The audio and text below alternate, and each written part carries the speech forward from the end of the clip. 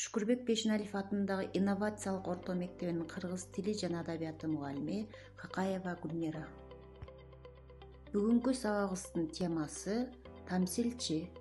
Грамматикалык темабыз Зататоштун илик жөндөмөсү. Азыр темага байланыштуу жаңы сөздөр менен таанышабыз. Тамсил — басня, акын — поэт, калыс — судья, адабий чыгарма — литературное произведение,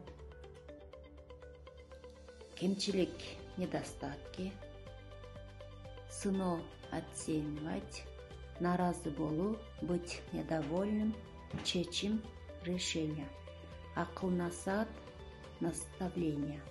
Азыр балдар, биздин темабызга ылайык мен силерге табышмак видеону көрсөткүм келип атат. Бул сүрөттө ким тартылган деп ойлойсуңар?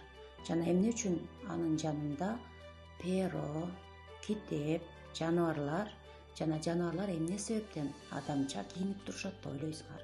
Ар бириңер өзүңөр ойлонуп, чечим чыгаргыла. Демек, бул сүрөттө ким болушу мүмкүн? Демек, тамсил деген эмне? Бул тамсил деген ыр же проза түрүндөгү адабий чыгарма болуп эсептелет. Негизинен каармандары жаныбарлар, өсүмдүктөр же буюмдар болушу мүмкүн.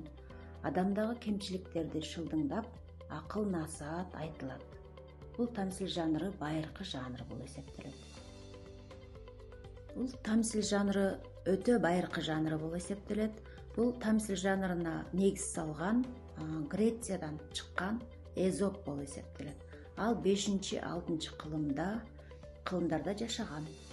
Ал эми орус адабиятында тамсил жанрына негиз салган бул Иван Андреевич Крылов болуп эсептелет. Ал эми биздин кыргыз жазма адабиятында дагы тамсил жанры өнүккөн. Кыргыз адабиятында тамсил жанрына негиз салган жана тамсил жанрын байыткан бул Тоголок Молдо. Кандай ойлойсуңар? Бул сүрөттө жаныбарлар эмне себептен чогулуп турат? Жана алар эмне себептен адамча кийинип алган деп ойлойсуңар? Демек, муну ар кимдер өз алдыңарча ойлонгула балдар. Азыр Тоголок Молдонун Эшек менен булбул чыгармасынан үзүндү угабыз. Бир күнү жаныбарлар булбулдун сайраганын сынайбыз деп чогулушту. Эшекти калыс кылышты. Булбул бир күн бою сайрады, ал абдан сонун сайрады. Булбулдун сайраганын, сайроодон талбаганын уккан мажлисте баракелде булбул калың журттун уйкусун ачып, кумарын жазып, сайрадың дешти. Кана айтчы эшек, сага келди кезек, деп ага сөз беришти. Ырас, булбул жакшы сайрады, айтпаганы калбады. Чынын айтсам бирок, үнү корооздукуна окшогон жок. Менин тилимди алса, корооздон өнөр үйрөнүү үчүн дагы 1 жыл окууга барса болор эле, деди эшек.